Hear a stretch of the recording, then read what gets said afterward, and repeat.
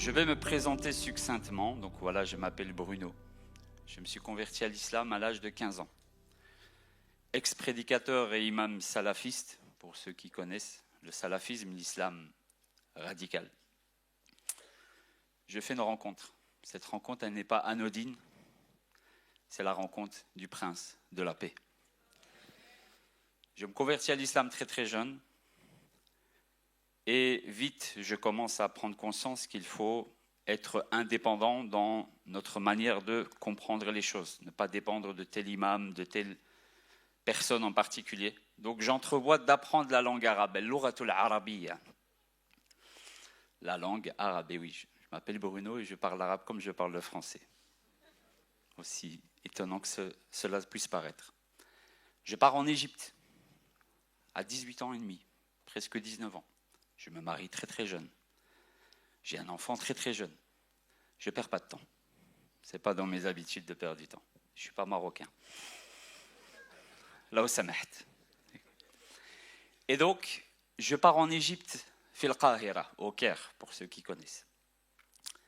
Mais je ne m'arrête pas à ça. On peut apprendre l'arabe et autres, mais je désire plus. Cette soif, ce zèle. Et voyez comment le Seigneur transforme le zèle dans l'islam, il le transforme dans notre relation avec le Seigneur. Réveillez-vous. Après ce discours, réveillez-vous. On est à ce moment-là, donc dans une situation où je reviens d'Égypte, je décide de faire mon petit pèlerinage à la Mecque. Vous connaissez ce pèlerinage, le tawaf autour de la Kaaba, la maison cubique. Et je postule à l'université islamique de Médine, fil Jami'at al-Islamiyya bil Madinati an-Nabawiyya. L'université islamique de Médine est l'université la plus connue, reconnue à l'international dans les sciences islamiques. C'est le summum. Cette université est gérée par un courant religieux qui s'appelle as-Salafiyya, le salafisme, qui est un courant radical. C'est le Coran, la tradition prophétique et la compréhension des premiers musulmans. C'est important de comprendre cela. C'est important de comprendre d'où je viens et où je suis aujourd'hui. Un peu à l'instar de l'apôtre Paul, même si je ne me prétends pas être Paul de Tarse, qui vient d'un milieu juif extrémiste, eh bien moi aussi j'ai tué des chrétiens par ma bouche, par ma conviction, par ma dévotion à l'égard de mon ancienne religion. Ulaika hum sharrul bariyya. Le Coran dit, ceux-ci sont les pires de la création, les juifs et les chrétiens. Donc je décide de postuler à l'université islamique de Médine. Et alhamdoulilah, la louange appartient à Dieu, je suis accepté à l'université islamique de Médine. Donc je pars faire mes études pendant plus de 5 ans. Pour ceux et celles qui ne connaissent pas Médine, c'est la deuxième ville sainte, entre guillemets, de l'islam. Vous avez la Mecque et vous avez Médine. On ne va pas rentrer dans la divergence, est-ce que Jérusalem en fait partie ou pas, ce n'est pas le sujet. C'est la ville dans laquelle, supposément, Mohammed est enterré. Les musulmans rêvent d'aller à la Mecque, les musulmans rêvent d'aller à Médine. Moi, j'y habite. Dieu me donne cette faveur pour qu'aujourd'hui, je puisse me tenir devant vous et vous dire ce qu'il en est véritablement. Ma tradition, c'était d'aller à la mosquée du prophète et de dire devant sa tombe « Assalamu alayki ya Rasulallah » que la paix soit sur toi, ô messager d'Allah. Et puis, ses deux compagnons, supposément à côté de lui. Assalamu alayki ya Aba Bakr, assalamu alayki ya Omar. Donc c'est une tradition de l'islam d'agir de cette manière. Je fais mes études, j'ai un niveau d'arabe accru et je finis par devenir Hafid al-Qur'an, qui signifie littéralement quelqu'un ayant mémorisé totalement le Coran. Donc je suis un Coran sur pattes. Inch'Allah, je deviendrai une Bible sur pattes.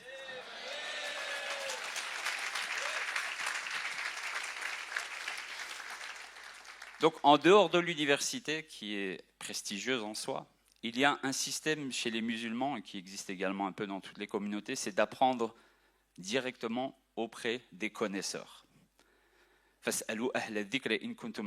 Demandez aux gens de science si vous ne savez pas. Forcément, tu as un problème. Tu as un malaise, tu vas chez un médecin, tu ne vas pas chez le boulanger, à moins qu'il soit boulanger ex-médecin. Et donc, on apprend auprès des savants, au pied des savants.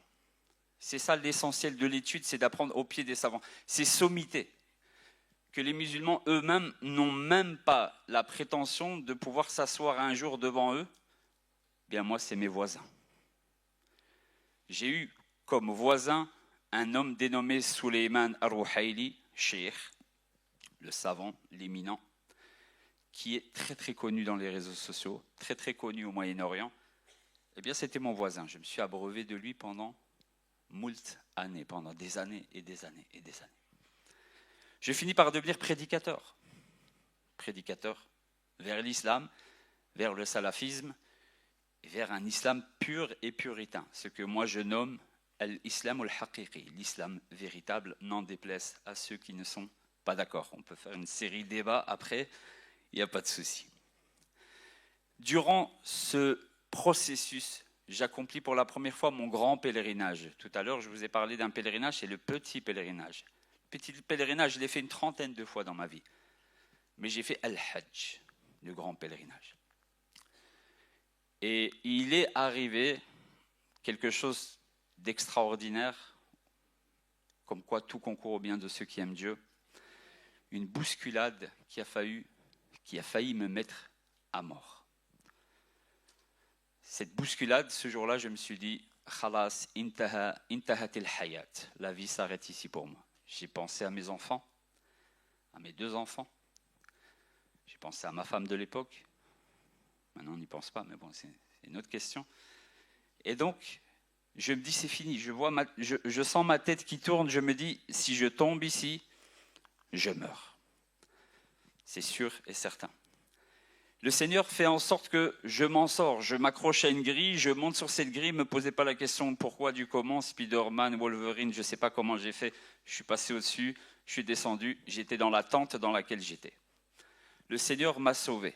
Et lorsqu'il y avait la circambulation finale, le tawaf, je ne sais pas si certains d'entre vous ont déjà vu les images impressionnantes où ça tourne comme ça, j'avais peur. Et donc je me dis, je vais attendre que tout le monde parte, mais il n'y a personne qui part. Ils sont 4 millions. Je vais sur le toit. Le toit, c'est pire.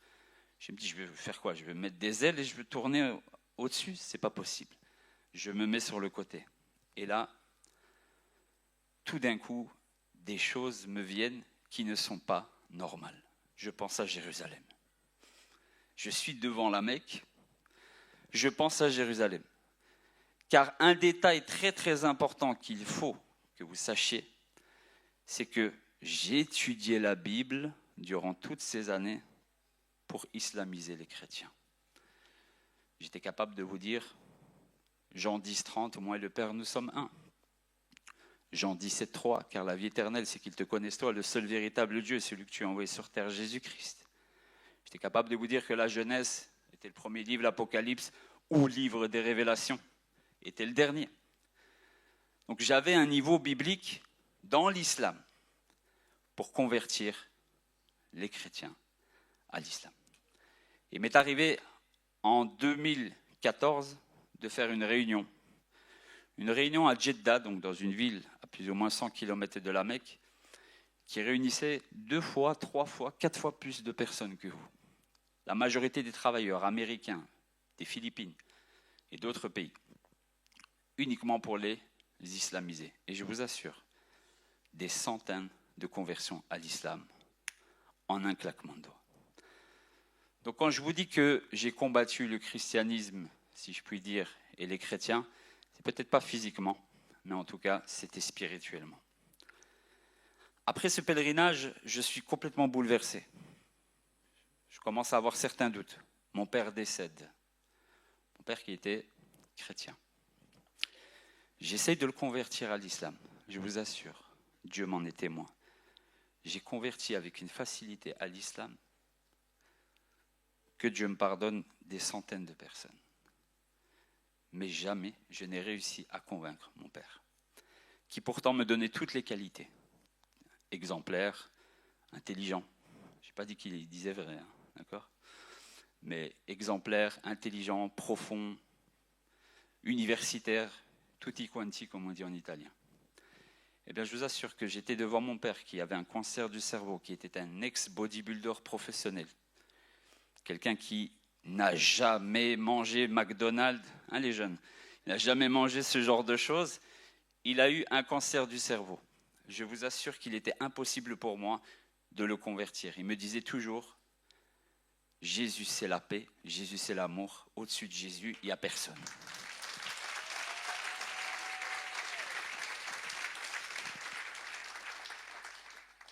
Et c'est vraiment avec une grosse émotion que je vous dis ça, et certains et certaines qui vont écouter mon témoignage 10 fois est un témoignage toujours différent.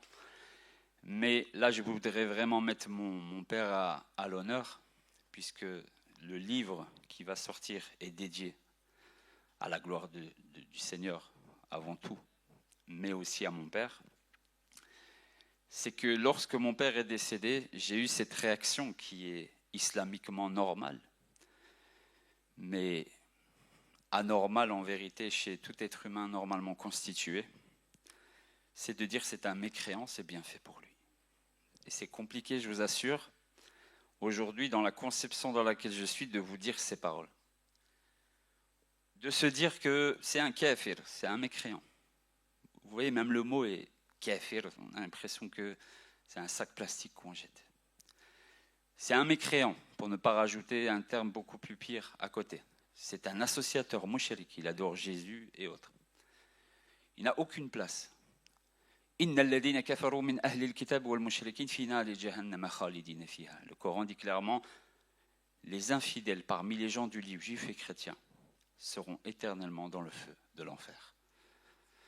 Donc moi je pars sur ce principe, il est mécréant, je lui ai apporté l'islam, il ne l'a pas accepté, non seulement il est mécréant, mais en plus de ça, le message lui est parvenu, il meurt comme ça, c'est bien fait pour lui, Dieu est juste. Et lorsque je voyage après mes études en Arabie Saoudite, je fais une cessation avec mes études, je pars au Maroc, enseigner l'arabe aux Arabes. On ne va pas rentrer dans l'historicité, même si je ne suis pas convaincu qu'ils sont complètement arabes, on va laisser ça aux Maghrébins, je vous le laisse.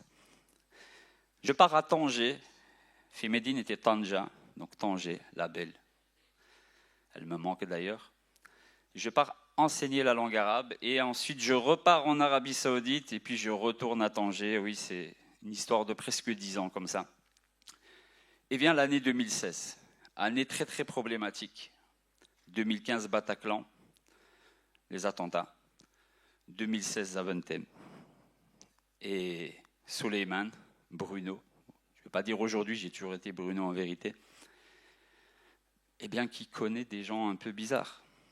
Des amis à moi sont morts en Irak, d'autres ont été embrigadés par Daesh, et je ne les ai pas forcément aidés. Je ne les ai pas poussés, mais voilà. On n'est pas là pour faire un procès de ce qui s'est passé. Et donc, l'État marocain, qui était le meilleur numéro 1 dans tout ce qui est Mossad à la marocaine, hein, ce qu'on appelle les mukhabarat, les services secrets marocains, ils savent tout de votre vie, tout, tout. Même la marque de la bouteille que tu viens de boire, ils le savent. Donc quand ils ont pris connaissance que j'étais salafi, que quand je rentrais en Belgique, j'étais parfois imam, que je prêchais, etc., etc., bien, ils ont trouvé ça comme excuse pour m'expulser du Maroc. Catastrophe pour moi, je gagne très bien ma vie. Pour le Maroc, je gagne très bien ma vie. Pour ceux qui connaissent un peu le Maroc, gagner presque 20 000 dirhams par mois, 20 000, plus ou moins 2 000 euros, c'est la best life. Donc je vis très très bien. Du jour au lendemain, on me dit tu as 14 jours pour quitter le territoire marocain, sinon c'est la prison de Tanger. La hawla wa la quwwata illa billah. Il y a une force ni de puissance qu'en Dieu. La prison de Tanger, la shukra ala wajib. Non merci, j'en veux pas. Donc je décide de partir, je laisse tout. Meubles, habitudes, notoriété, tout ce que vous voulez, je décide de retourner en Belgique. Un livre m'accompagne toujours. Je suis quelqu'un qui lit énormément. Donc j'ai toujours eu des bibliothèques énormes en Arabie Saoudite, au Maroc et autres. Mais un livre m'accompagne toujours. Ce livre est un livre d'un savant égyptien qui parle du retour de Jésus dans l'islam et de son combat avec l'Antéchrist. Ce livre, je l'ai commenté sur plus d'une centaine de pages. Ce livre, je le connais comme je connais mes propres enfants. Je serais capable de vous le réciter en arabe. Eh bien, ce livre qui est mon livre, même si c'est un savant égyptien, c'est mes commentaires, c'est mon livre, c'était un livre qui m'accompagnait comme un doudou partout. Limite, si je pouvais dormir avec, j'aurais dormi avec. Ah, j'exagère quand même. Et donc, ce livre, je me retrouve en Belgique, j'ai plus de travail, j'ai plus de... Voilà, ma femme de l'époque, elle n'est pas contente forcément. On ne va plus pouvoir faire certains achats, on va devoir se refaire, mais je connais le Coran par cœur. Je parle le français l'arabe comme je parle le français, peut-être même mieux. Allahu a'lam, Dieu seul le sait.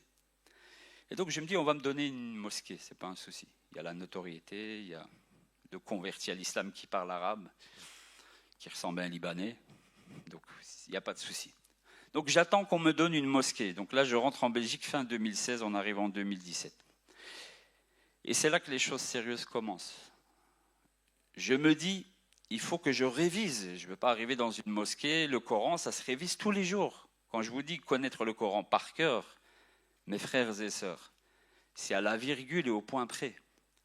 Min al-Fatiha ila surat al-Nas, de la première sourate l'ouverture jusqu'à la sourate les hommes 114. Il faut réviser ça. Jusqu'à aujourd'hui, ça tourne dans ma tête. Mais le Seigneur a changé ça par d'autres choses, par l'Esprit de Dieu. Et donc, je me dis, il faut que je révise. Je n'ai que mon livre sur la venue du Christ dans l'islam, sa seconde venue. Je me dis, on va casser un peu du chrétien. Vous voyez, on va se rassurer. C'est une manière de se rassurer. On va convertir des chrétiens à l'islam, ainsi on va se prouver qu'on est dans la vérité. Alors que le Seigneur lui-même dit que la porte qui mène à l'égarement, elle est vaste. Celle qui mène à la vérité, elle est étroite. Donc le but, ce n'est pas de faire beaucoup. Le but, c'est de faire de la qualité, pas forcément de la quantité. Et si c'est de la quantité, qu'elle soit qualitative. Bel enchaînement, avoué. Je vous ai dit, il n'y a pas qu'en arabe. Et donc, à partir de là, je lis mon livre. J'insiste, même si ce n'est pas moi l'auteur direct, pour moi, c'est mon livre. Et mon livre me met des doutes. Mon propre livre me met des doutes. Il m'arrive ce qui arrive dans l'évangile de Luc, chapitre 24, versets 40 à 48, verset 45 plus précisément.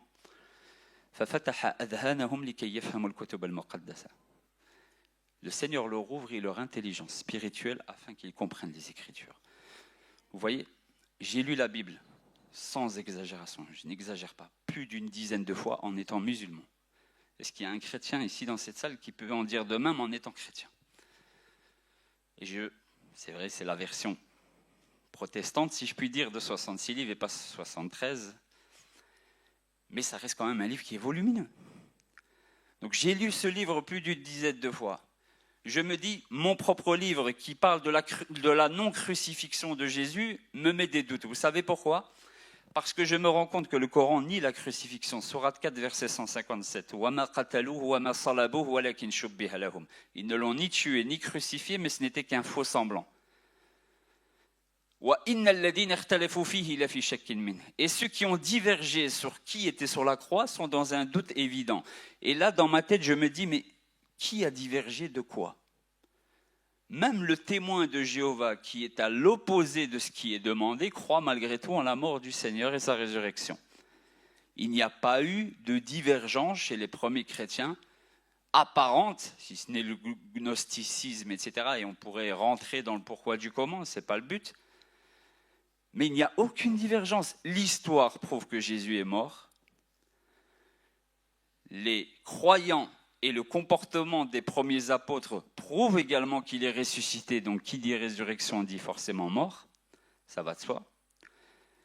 Et l'islam dit non, il n'est ni mort ni tué 6 siècles après. Ok, d'accord, le non. On remet en cause un fait, le non. Il n'y a aucun non. Et quand vous rentrez dans ce livre, On ne sait pas si c'est Judas, on ne sait pas si c'est Pierre, on ne sait pas si c'est un tel, un tel, un tel, un tel, un tel. Et le Coran se permet de dire, et ceux qui ont divergé sont dans un doute évident. Mais c'est toi qui es dans le doute, au fait. Parce que tous les chrétiens savent que Jésus est mort et ressuscité.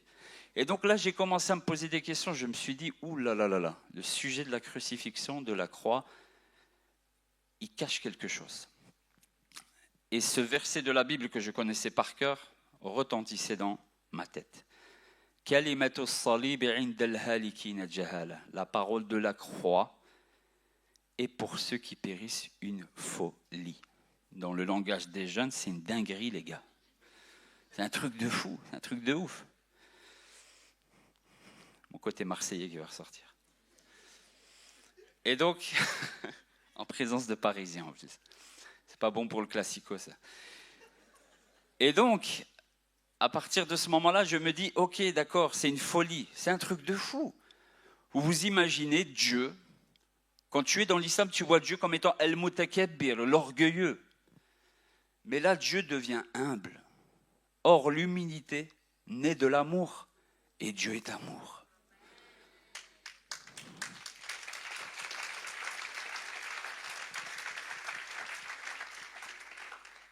Vous savez, nous, des fois, quand on a de l'argent et autres, on a des comportements qui sont bien, mais qui ne sont pas à la hauteur. Tu as de l'argent, limite, tu dis à quelqu'un, tiens, prends l'argent, va lui donner à lui, tu veux quoi, tu mets ta carte, etc. Le Seigneur, lui, il s'est mis dans la condition de ceux qui étaient pauvres. Et c'est un truc de fou, c'est dur à accepter. Toi, tu es là, tu dis Allahu Akbar, Allah est le plus grand. Allah est le mutakabbir, il est l'orgueilleux. Tu te dis non, il ne va pas se mettre dans un être humain, manger, boire, et si ça. Ben si, il va le faire. Et mais pourquoi il va le faire? Par amour. Uniquement par amour. Et donc la suite du verset dit mais en ce qui nous concerne, nous, ceux qui sommes sauvés, j'ai toujours été frappé par ceux qui sommes sauvés. Moi, dans l'islam, c'est Inch'Allah. Si Dieu le veut, peut-être tu vas aller au paradis. Et encore, châtiment de la tombe, des anges qui te brisent les os. Après, il y a les affres de la résurrection. Peut-être l'enfer. Les musulmans vous disent aujourd'hui, Allahu A'lam, il y a même des musulmans qui vous disent, moi je vais faire un petit tour en enfer. Et comme ça, ils vous disent, moi, un petit tour. Mais un petit tour dans l'infinité. Le petit dans l'infini. Et lui-même, un infini. Cogitez les jeunes. Il faut cogiter sur ça. C'est mathématique. Ils vont rester un laps de temps dans un lieu qui est infiniment infini. Wow. Dans des affres qui sont décrites de manière détaillée dans l'islam, dans le Coran et dans la tradition. Des affres insupportables. Et donc, dans ce verset, Dieu nous dit, ceux qui sont sauvés. Là, tu es sauvé. Comment tu peux être sauvé là maintenant? Parce que ce sauvetage ne dépend pas de toi, il dépend de ce que lui, il a fait.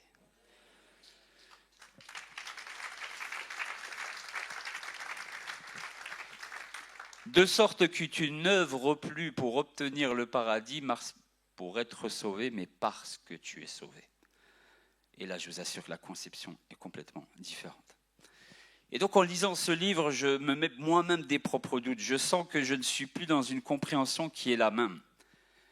Et je me dis, allez, je mets ce livre de côté, je reprends les évangiles. Allez, on va attaquer Matthieu, Marc, Luc et Jean. Et oui, c'est le bon ordre, vous pouvez vérifier. Je savais Matthieu pour les Juifs, Marc un peu pour tout le monde, Jean c'est plus Dieu du dessus qui vient vers le bas, et c'est plus en hébreu comme on dit du sod, plus du secret, il commence d'abord par au commencement était la parole, etc. J'avais déjà ces informations en étant musulman. Et donc je lis, Luc entre parenthèses était médecin et aussi le disciple de l'apôtre Paul. Je relis les évangiles, je vous assure, je les ai lus ces évangiles. Oh Dieu, tu es témoin que cette généalogie dans Matthieu, je l'ai lue. Que cette généalogie qui est différente dans Luc, je l'ai lue. Et je l'ai comparée, j'ai prêché pour dire que la Bible n'est pas la parole de Dieu parce que les noms sont différents. Je vous assure que je l'ai fait. Mais là, je lis la Bible, je lis les évangiles, je ne comprends plus rien. L'intellectuel universitaire, arabophone, hébreu, tout ce que vous voulez, rajoutez l'araméen, le syriaque, le phénicien si vous voulez, je n'arrivais plus. Et là, vous savez, quand vous avez ce sentiment, certains vont dire, oui, il est passé de l'islam radical au christianisme, à Christ, je préfère ce terme. Eh bien non, il y a 8 mois entre ce moment-là et le moment où je décide de dire Bismi Yeshua al-Messie, au nom de Jésus-Christ.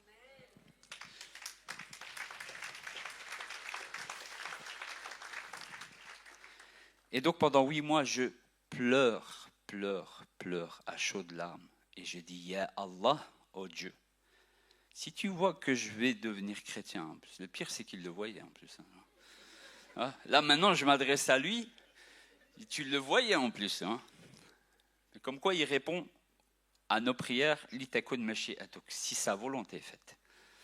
Heureusement, parce que je lui demandais, tue-moi, prends-moi ma vie maintenant si tu sens que je vais devenir chrétien. Je ne voulais pas du Christ, vos histoires, j'en voulais pas, vos églises, j'en voulais pas. Moi, je m'intéressais et relisais la Bible pour vous détruire.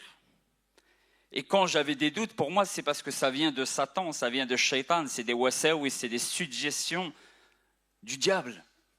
Je me disais, non, cette histoire-là de Bible, il n'y a pas de souci. Je mets ça de côté. Et là, je commence à cheminer, je prie, je ne ressens plus rien dans mes prières. Et vous savez ce qui m'est arrivé une fois? C'est un truc de fou, et je le dis dans le livre, et c'est la première fois que beaucoup d'entre vous vont l'entendre. Un jour, je me lève pour faire la prière, d'accord? Allahu Akbar. Je récite le Notre Père en arabe. Au lieu de commencer par Al-Fatiha, la première sourate du Coran, Alhamdulillahi Rabbil Alamin, je dis Aban alladhi fis samawat, notre Père qui est aux cieux.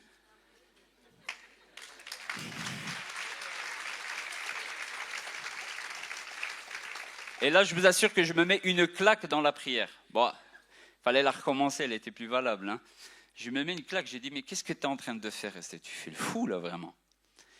Et là, je sens vraiment que je suis perturbé. Je suis vraiment perturbé. Et je passe des mois comme ça, où je vois la Bible de loin et je dis, toi, je te regarde même pas. Il y en avait 5-6 en arabe. Il y avait Louis II, Bible de Jérusalem, Bible de Bethléem et de... Voilà, d'accord? Et du fin fond de la terre, même s'il faut. Même les manuscrits de Qumran. Mais des fois, je me disais, allez, ouvre un petit truc. J'ouvrais, je voyais un petit psaume, etc. Je dis, ouais, ça va, c'est pas mal, mais bon. Ça se peut, ça n'a pas été falsifié. Mais j'ouvrais plus le Coran, j'arrivais plus. Je sentais une lourdeur spirituelle. Et à un moment donné, j'ai dit au Seigneur, allez, on va rentrer dans un nouveau sujet, on va se lancer des défis. Je suis un peu fou sur les bords. Je me dis, l'histoire vient le jour de l'Aïd al-Adha, le jour où on égorge un mouton chez les musulmans, en commémoration de ce qu'Abraham a fait avec son fils Ismaïl. Et moi, j'ai dit, ouais, mais dans la Bible, c'est pas Ismaël, c'est Isaac. Alors, c'est qui, Ismaël ou Isaac? Donc là, je me relance un défi. Allez, on va aller bien enraciner le sujet et on va islamiser les évangéliques. Et j'ai compris une chose, le Seigneur m'a fait comprendre qu'en vérité, cette histoire de sacrifice n'est pas anodine. Il n'y a rien qui est anodin dans la Bible. C'est qu'en vérité, ça préfigure bien sûr le Seigneur, ça on le sait tous. Mais ça préfigure aussi la continuité de l'alliance. C'est-à-dire que l'alliance va être faite au travers d'Isaac et de sa descendance, alias Jesus Christ, alias nous.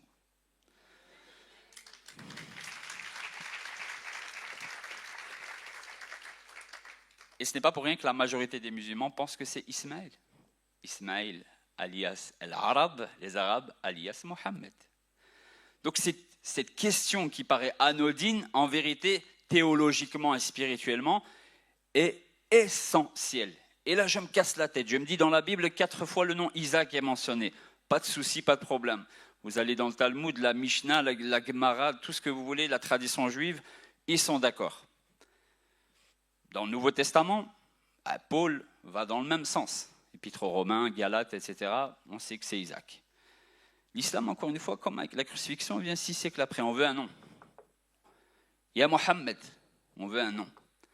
Le Coran mentionne l'histoire, 0 nom. interprétation. Et les savants musulmans disent, et lui, et lui, et lui. Comme avec la crucifixion. On ne sait pas si c'est Judas, si c'est Christopher, Jean-Paul, Saïd, Abdurrahman, on ne sait pas.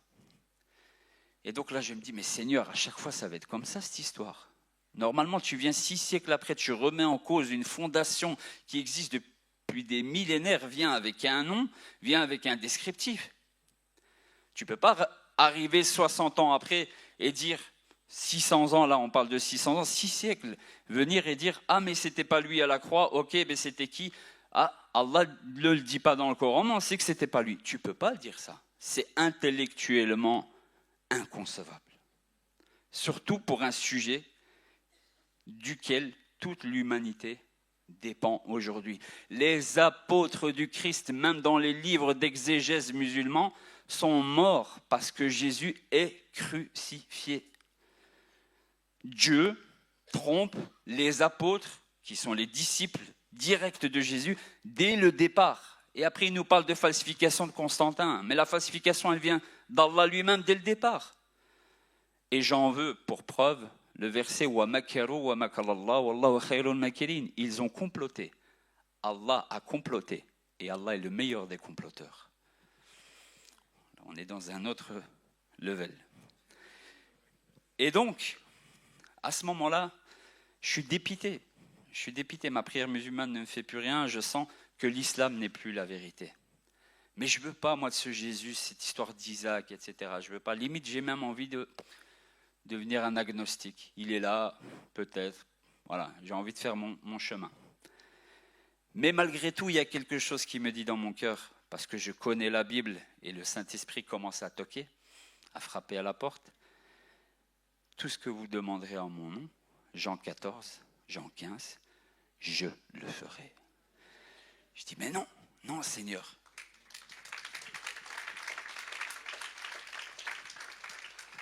Je dis, non Seigneur, moi je ne fais pas ces trucs de shirk, d'association, là. Et prière au nom de Jésus. Jésus c'est un homme, moi je ne prie pas des hommes. Il est pleinement homme, oui. Il est aussi pleinement Dieu. Comme l'eau et l'huile qui ne se mélangent pas. Ça, c'était une petite punchline pour les jeunes.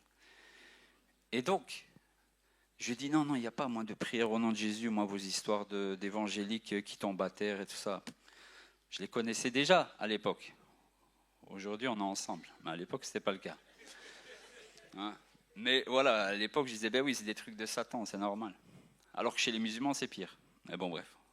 On parlera de l'exorcisme islamique dans une autre conférence.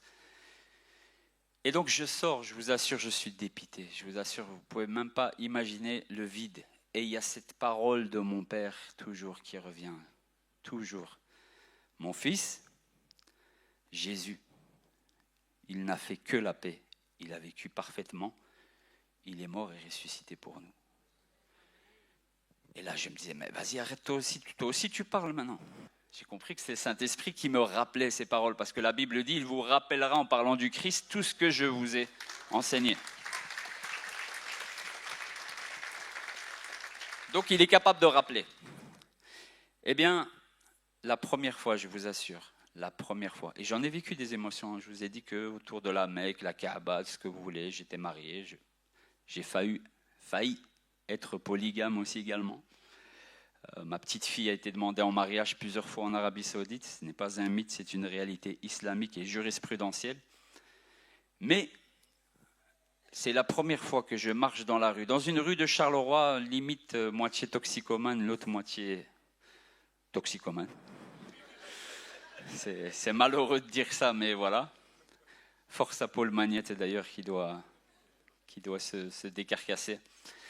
Et donc, c'est la première fois que je prie, et un truc qui me dit, mais vas-y, ajoute au nom de Jésus, lâche-toi. Non. Et je vous assure que là, je dis, allez, j'ai rien à perdre. Au pire, je deviens mécréant et je redeviens après. Enfin voilà, tu vois, Dieu pardonne. Malgré que j'avais plus de conviction en l'islam. Et là, je demande, je dis, Seigneur, là, j'ai besoin, là maintenant.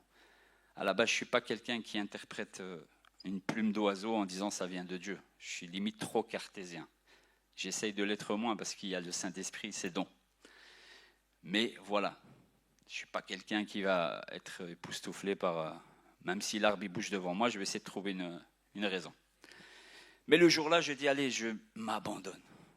Je prie, je dis, Seigneur, là maintenant, il y a un problème, il faut que tu m'expliques, il faut que tu me donnes quelque chose entre toi et moi, que maintenant je peux vous dire à vous. Un truc, ouais, ok, je suis d'accord, la crucifixion, elle existait, le Coran, il est faux. Jésus, il est sans péché, même dans l'islam, etc. C'est vrai, il est extraordinaire, c'est lui qui revient, pourquoi c'est pas un autre, etc. C'est lui qui va juger les vivants et les morts, donc il va juger Mohammed avec. Donc celui qui juge n'est pas comme celui qui est jugé, donc il est supérieur. Je le savais.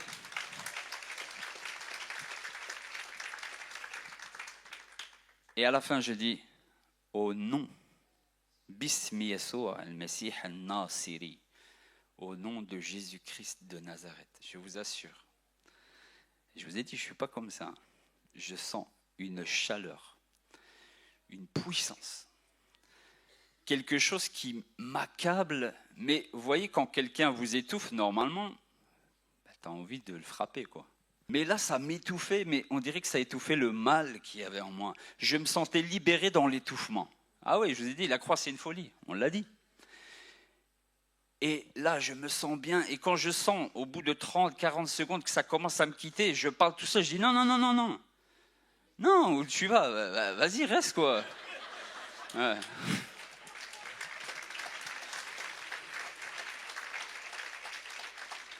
Et donc là, instantanément, quand ça part, mes genoux tombent à terre. Et là, ce verset qui est toujours dans ma tête, et je demande au Seigneur que même avec Alzheimer, j'espère ne pas l'avoir, il ne parte pas, car tout genou fléchira. Dans les cieux et sur la terre, au nom de Jésus-Christ.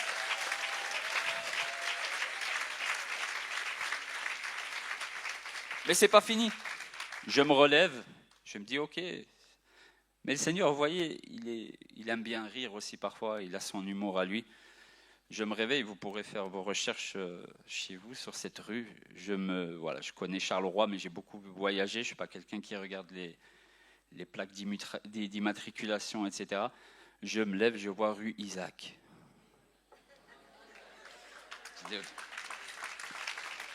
Et je lui avais demandé dans cette prière de m'éclairer sur cette question précise. J'ai dit, ok, rue Isaac, truc qui rentre, le genou à terre, les versets qui viennent, papa qui parle, ok. J'ai dit, d'accord.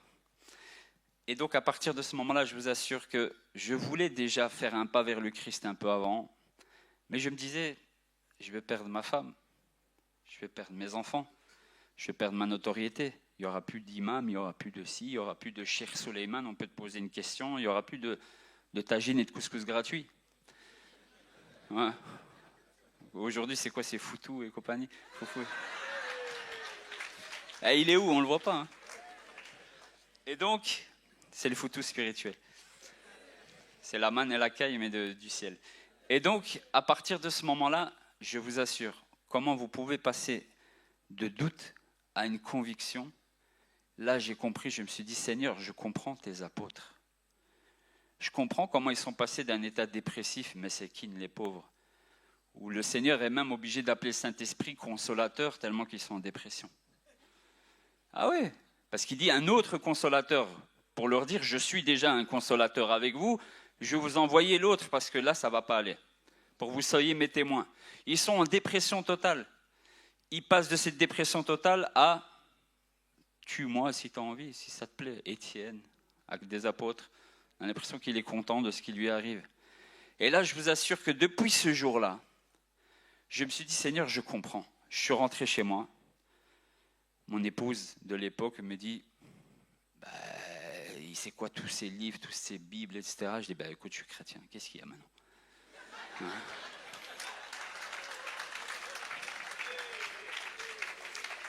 Donc j'ai assumé ma foi. Il y a encore énormément de détails, je vais aller vers la terminaison. J'ai assumé ma foi pleinement.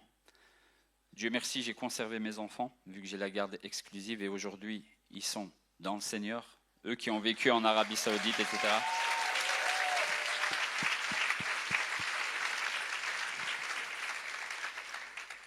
Mais voilà, un problème engendre une solution engendre deux problèmes, qui engendrent deux solutions, cogiter les jeunes, bref, c'est toujours comme ça. c'est la vie, mais il faut se glorifier de ces choses. L'apôtre Paul se glorifiait justement de ces épreuves. Vient et commence la persécution. Vous savez, moi, mon islam, qui pour moi est l'islam, n'en déplaise, est un islam rigoriste. Man baddala dinahu faqtuluh. Celui qui change de religion, tuez-le. An Ikrima, an Ibn Abbas, an Rasoul l'Islam. Là, je vous ai donné la chaîne de transmission.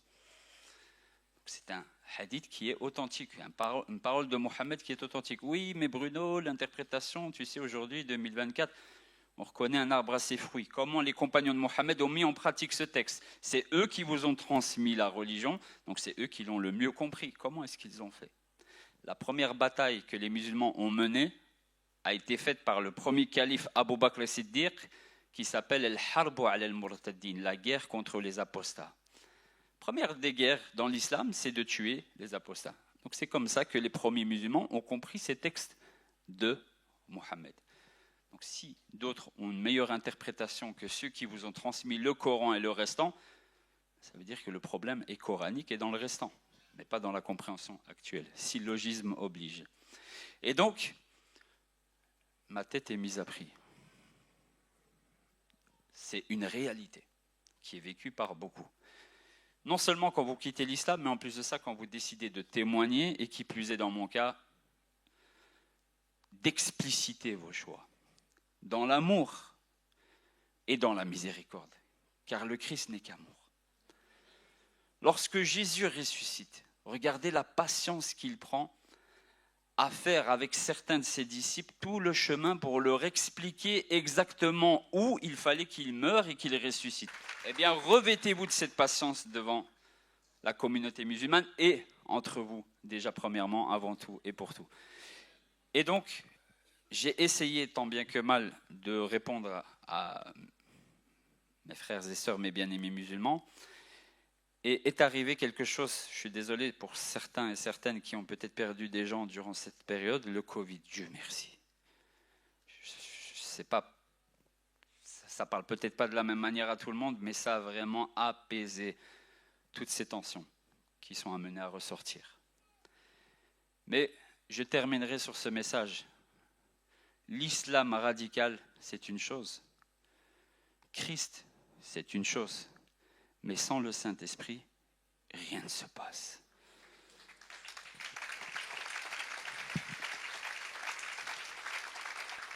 Lorsque Jésus dit en Matthieu, dans l'évangile de Matthieu, si mes souvenirs sont bons, c'est au chapitre 20, Jésus annonce qu'il va mourir. Il faut, il le dit bien, il faut, c'est important de lire la Bible correctement, il faut qu'il aille à Jérusalem, qu'il soit d'abord matraqué de coups, pas simplement une crucifixion comme les deux voleurs à côté, qui souvent dans les films, ils n'ont aucune marque. Ils sont bien, eux, au fait, limite. Non, Jésus, il a d'abord été matraqué. Et il le dit, il faut qu'il aille à Jérusalem, qu'il aille à la croix, qu'il meure, qu'il ressuscite. L'apôtre Pierre aura une réaction d'amour, une réaction envers une personne qu'on aime tellement qu'on a envie de se dire, mais non, pars pas maintenant. Maintenant, où tu vas? Il y a le dessert. Il lui dit, à Dieu ne plaise, cela ne t'arrivera pas. Regardez la réaction de Jésus. Pourtant, Jésus, vous savez la douceur qu'il a. Mais la sagesse n'est pas d'être constamment doux. La sagesse, c'est de remettre les choses dans le remplacement. Quand il faut être dur, on est dur. Quand il faut être doux, on est doux. Quand il faut rentrer dans le temple et tout saccager, on saccage tout pour la gloire de Dieu. Eh bien, Jésus va dire, arrière de moi, Satan. Au même Pierre qui dit avant, surtout Pierre, sur cette pierre, sur ton témoignage, sur moi-même, on ne va pas rentrer dans, voilà, je bâtirai mon église. Ce même Pierre qui sera amené à paître son troupeau, où le Seigneur lui dira par 3 fois, Pierre, m'aimes-tu, m'aimes-tu, m'aimes-tu? Ben oui, Seigneur, tu connais toutes choses, eh bien, paie mon troupeau. Ce même Pierre, Jésus dit, arrière de moi, Satan. Vous voyez? Ce jour-là, en lisant ce verset, je me suis dit, waouh, si juste le fait de remettre en cause la crucifixion, avec de bonnes intentions, fais de toi quelqu'un qui n'a pas les pensées de Dieu et arrière de moi Satan, que dire d'une religion qui l'efface complètement? Et ça, c'est une réalité. Il ne faut pas tergiverser avec ça. Celui qui enlève le seul qui est le chemin, la vérité et la vie, enlève l'accès au Père. Car personne ne peut aller au Père si ce n'est par moi.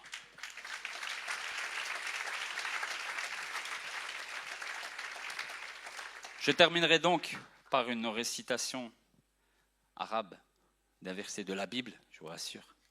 Je ne suis pas là pour vous islamiser. Mais sachez qu'on peut passer d'un extrême à l'autre, de l'extrême haine à l'extrême amour. Et que suivre Jésus de tout votre cœur, de toute votre âme, de toutes vos forces ne vous mènera qu'à une seule chose.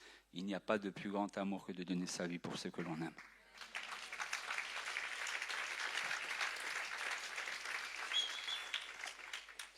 Donc je vais réciter ce verset vous le connaissez toutes et tous, Jean 3,16. Car Dieu a tant aimé le monde qu'il a donné son Fils unique afin que quiconque croit en lui ne périsse point mais ait la vie éternelle. Lisez la suite s'il vous plaît. Lisez la suite parce que ça c'est pour vous. Mais il y a des gens autour de vous. Ceux qui ne croient pas au Fils de Dieu sont déjà condamnés. Il faut les sortir de là. Il faut véritablement avoir un cœur pour eux et c'est le projet Nour al-Alam, la lumière du monde, qui est là justement pour vous aider et pour aider la communauté musulmane de plus de 2 milliards de personnes. Et au Congo, il y a énormément de gens qui se convertissent. Moi, j'ai connu Abdelmejid Kassobia qui fait de l'islamisation au Congo partout, qui fait des débats avec des pasteurs. Heureusement, nous avons des pasteurs qui arrivent à tenir la ceinture. Mais il faut qu'ici aussi, on ait ce genre d'effort.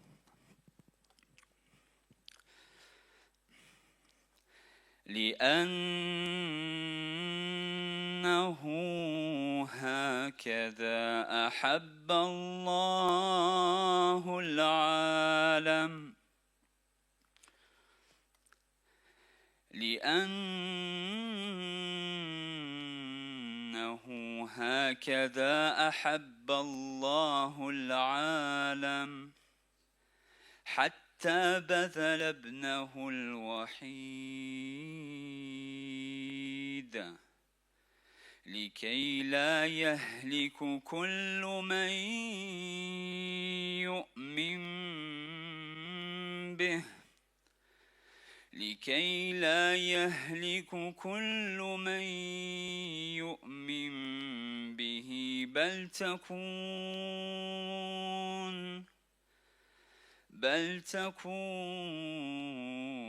له الحياة الأبدية آمين. Car Dieu a tant aimé le monde qu'il a donné son Fils unique.